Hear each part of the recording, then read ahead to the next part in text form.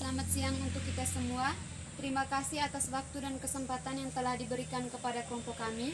Pada hari ini kami akan mempresentasikan hasil diskusi kelompok kami tentang keputusan dalam organisasi. Presentasi hari ini akan dibuka dalam 4 sesi. Sesi yang pertama yaitu sesi perkenalan, sesi yang kedua yaitu sesi pemaparan materi, sesi yang ketiga yaitu diskusi. Dalam sesi diskusi ini dibuka dengan 3 penanya, dan sesi yang terakhir adalah memberi kesimpulan. Kita langsung saja pada sesi yang pertama yaitu sesi perkenalan. Perkenalkan, nama lengkap saya Maria Melania Oktaviana Dena. Saya di sini sebagai moderator.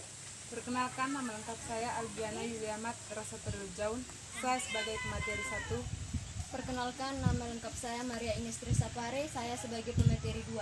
Perkenalkan, nama lengkap saya Antonia Ripomeo. Saya sebagai pemateri 3. Perkenalkan, nama lengkap saya Veronica Yuliana Beku, saya sebagai pemateri 4. Perkenalkan, nama lengkap saya Maria Carmelita Ndoya, saya sebagai pemateri 5. Perkenalkan, nama saya Maria Adela Pawe. Saya sebagai pemateri 6. Perkenalkan, nama saya Maria Isabella Diu, saya sebagai pemateri 6. Perkenalkan, nama lengkap saya Yeremia Sebate, saya disini sebagai anggota. Setelah selesai dengan sesi 1, kita akan langsung masuk kepada sesi kedua yaitu sesi pemaparan materi. Kepada pemateri, waktu dan kesempatan saya berikan. Terima kasih atas waktu dan kesempatan yang telah diberikan kepada saya. Pada kesempatan ini saya akan menjelaskan tentang pengertian pengambilan keputusan. Jadi, pengertian pengambilan keputusan adalah proses memilih di antara beberapa alternatif. Kadang-kadang proses ini sangat sederhana dan alternatif yang paling baik mudah ditentukan.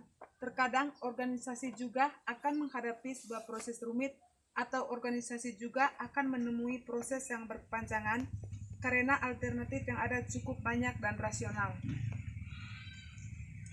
Baik, terima kasih atas waktu dan kesempatan yang diberikan kepada saya. Saya akan menjelaskan tentang tujuan dan manfaat keputusan dalam organisasi.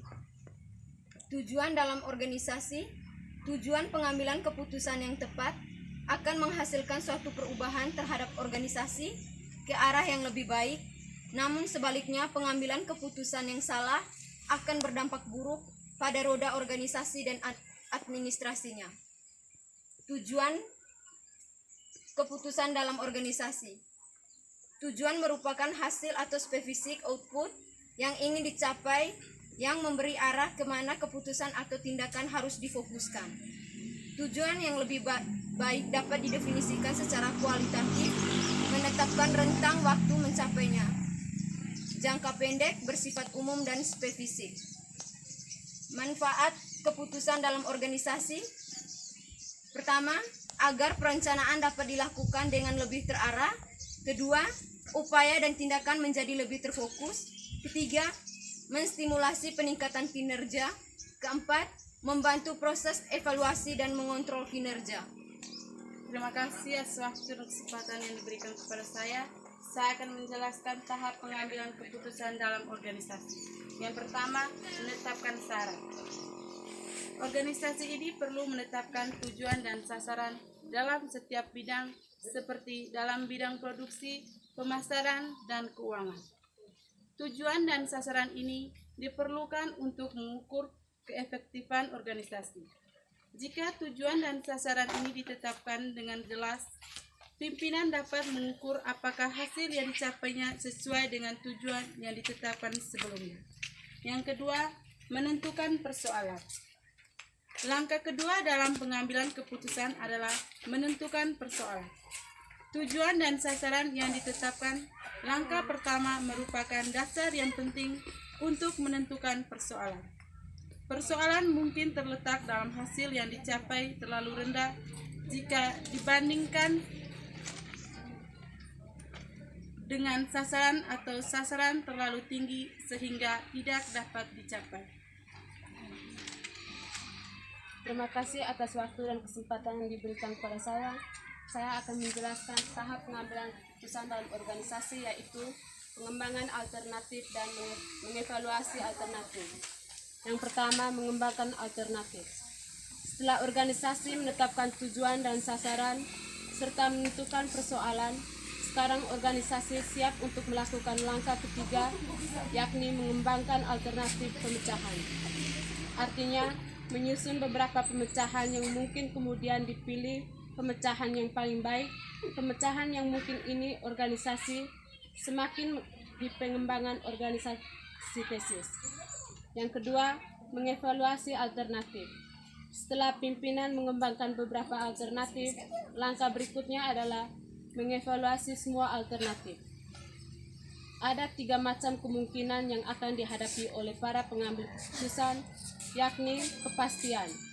Pengambilan keputusan memiliki pengetahuan yang lengkap mengenal kemungkinan hasil dari tiap-tiap alternatif. Kedua, resiko. Pengambilan keputusan dapat memikirkan kemungkinan berhasilnya tiap-tiap alternatif.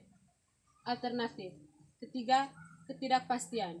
Pengambilan keputusan sama sekali tidak memiliki pengetahuan tentang kemungkinan berhasil atau tidaknya tiap-tiap alternatif.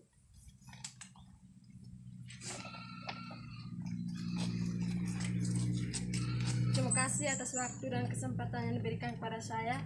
Di sini saya akan menjelaskan tahapan pengambilan keputusan dalam organisasi yang keenam, yaitu memilih satu alternatif dan melaksanakan keputusan. Memilih satu alternatif.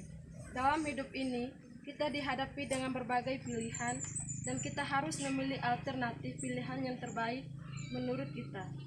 Proses pemilihan alternatif ini disertai dengan keputusan, dan pengambilan keputusan ini disertai dengan berbagai pertimbangan seperti pertimbangan ekonomi dan pertimbangan manfaat. Yang kedua, melaksanakan keputusan. Hasil keputusan harus dilaksanakan dan diterima dengan rasa tanggung jawab sesuai keputusan bersama-sama. Oleh karena itu, setiap keputusan yang diambil merupakan perwujudan kebijakan yang telah digariskan. Setelah pengambilan keputusan, kita perlu melaksanakan keputusan-keputusan. Dalam melaksanakan keputusan tersebut dapat dilaksanakan dengan beberapa cara, yaitu 1. Menyiapkan kekuatan legal terhadap keputusan seperti melahirkan surat keputusan. Kedua, mengupayakan supaya keputusan tersebut dapat diterima oleh orang yang terdampak keputusan tersebut.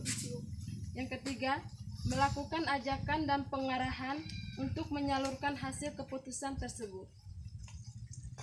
Terima kasih atas kesempatan yang diberikan kepada saya. Saya akan menjelaskan tentang probabilitas dalam pengambilan keputusan. Probabilitas adalah tingkat kemungkinan yang dinyatakan dalam angka. Ada beberapa aspek dalam probabilitas, yaitu yang pertama, probabilitas objektif. Adalah kemungkinan yang didasarkan pada pengalaman masa lalu.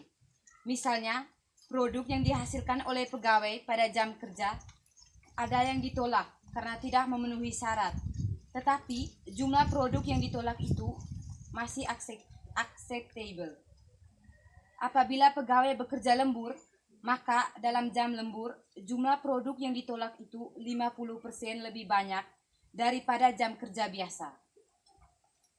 Baik, terima kasih atas waktu dan kesempatan yang diberikan kepada saya. Saya akan menjelaskan aspek penting dalam probabilitas, yaitu aspek yang kedua, probabilitas subjektif. Probabilitas subjektif dilakukan orang atas dasar perasaan, firasat, praduga, etnis, atau persisikan hati. Contohnya, seorang pemimpin mungkin berkeyakinan bahwa strategi tertentu mempunyai kemungkinan berhasil 70%, sedangkan pemimpin lainnya memberikan kemungkinan berhasil sebesar 10%. Baik, terima kasih. Sekian pemaparan materi dari kelompok kami. Untuk sesi ketiga dan keempat akan dibuka. Menonton video kami, apabila dari teman-teman yang ingin bertanya, kesempatan akan dibuka dalam sesi diskusi di dalam grup. Sekian dan terima kasih.